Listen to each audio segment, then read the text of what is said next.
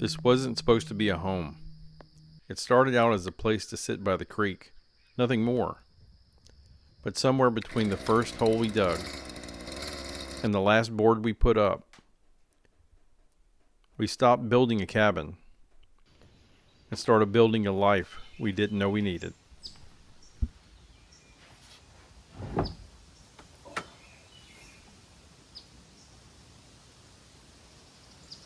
When we found this land in southern Tennessee, we weren't chasing a dream. We just wanted a place to relax, to get away from all the noise. There were no restrictions here, no HOA, no one telling us what this place had to be. We just wanted a place to come on the weekend, to cook outside, and sit by the water. Before we bought this land, we built out a cargo trailer conversion and traveled out west for about 6 months, living in a small space that changed how we thought about everything, what we really needed and what we didn't. It was freedom. So when we came back, we already knew how little it actually takes to feel like home. First, we built an outdoor kitchen, and after that, a micro cabin, just a little place to sleep. Eventually, building a cabin became an ever-present thought, and after a storm passed through and toppled a few trees, the space it cleared seemed an ideal spot, so we started our build. We were next to a creek, so flooding was always possible, so we decided to use 4x6s in the ground and build the cabin about 8 feet up. Keep in mind, we didn't have any real construction experience, so I'm sure we made mistakes we're not even aware of. But YouTube is a great teacher, and we had the motivation to get started. All right, so we're in the process of putting up the cantilever porch. We put 12-foot boards, 2x8 for underneath, coming out just under 4 feet here. We wanted the space beneath the cabin to be open, a place to sit whenever it rained, and maybe keep a few tools. So we have the cantilever porch in place, at least the structure of it. I'm going to come back, and in between each board, I'll put some additional supports here and between these. All right, so we kind of changed our mind on how we were going to do the steps. We were going to have it up to that point, but we've changed and now we have it up to the cantilever porch. I still don't have any other attachments to the porch except for this 4x4, and that's primarily where we have the steps screwed into it. We did have a plan when we started, but as issues came up, we made adjustments and tried to figure out the best way forward. The cabin started as more of a camp, but the vision kept getting brighter with each day. YouTube really is an amazing resource. There are so many people who actually know what they're doing, so it really helped us as we considered the materials and methods for our project. Always consult with someone more knowledgeable if you're not sure about something. That applies to building a cabin or going through life. Check with local building code requirements if you're not sure about the project or in a location with restrictions. Cupcake and I grew up in Louisiana, so we've seen plenty of camps built on pilings or posts near swamps and bayous. Fortunately, our creek doesn't have alligators, but it will flood occasionally, so it was a simple decision for us to build it up. All right, you can tell we're making a little bit more progress. We put in a center support beam all the way across the structure, 16 feet wide. That's going to help with our roof. All right, a little more progress. We got starting to put the rafters in now. Everything's looking good. I wasn't really confident about my plan for the roof. I was worried it was too thin with just the 2x4s, OSB, tar paper, and tin. But over 3 years later, there are no leaks and it's held up very well. All right, just wanted to give you a little bit of an update. We're in the process of putting up the OSB, the roof. Space between is minimal. I have some sealant on top. After we get all this done, then I'm going to be putting the tar paper all the way across the roof. If you use tar paper rather than house wrap, remember to start at the lowest point of your home or roof and overlap as you go up. That creates an effective barrier for the rain. All right, so it's a little bit precarious at the moment.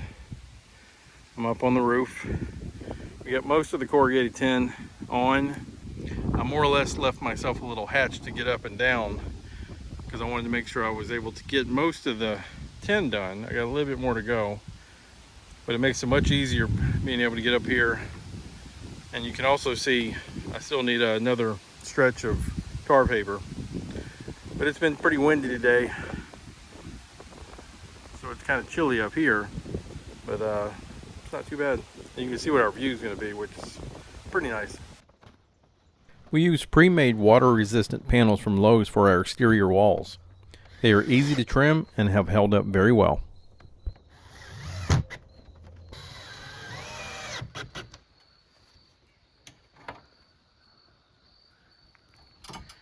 Let's just say I'm super glad that Cornbread has to do this ladder and not me, because I couldn't do it, baby. We have all the exterior panels up. We have the door in. We still have to put the doorknob in the lock. Here's the cantilever porch. Walking by, you can see all the exterior panels there. All right, wanted to show you some of the bracing we've done so far. We got this going up to the middle and back down. In the back, we go the opposite way. I don't know if this is the structurally sound way. I'd left this area open because it's our intention as we continue building. I'm gonna have a little tool area back here to keep tools. And then this section over here is going to be our shower slash composting toilet. So we can just come down, walk right back there and take care of business. We had to put 2 coats of kilts on the exterior walls, and as you can see, we have started painting also, and that is looking very good. I love the color.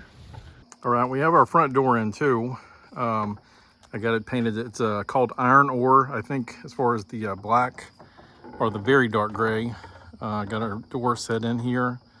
We got this door. It's a $450 door. We got it for $100 at a flea market.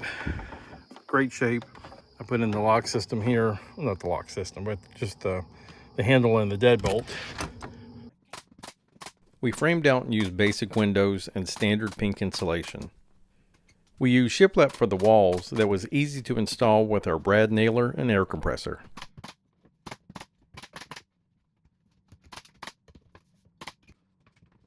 What made the cabin build even more enjoyable was that we did it together. Cupcake did a lot of the resupplying and moving materials, so we were both worn out but happy at the end of every day. We intended to put a TV on the wall, so we added a little support before putting up the shiplap and made a note of the location. That made it easier later to add the TV mount.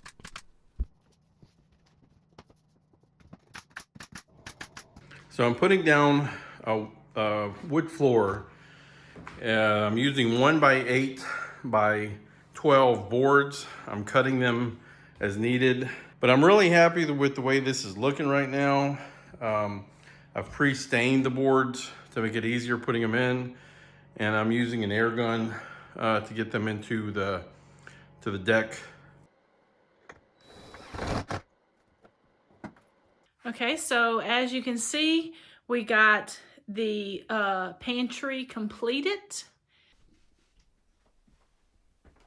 Cupcake keeps the pantry stocked, and we do most of our cooking in the outdoor kitchen.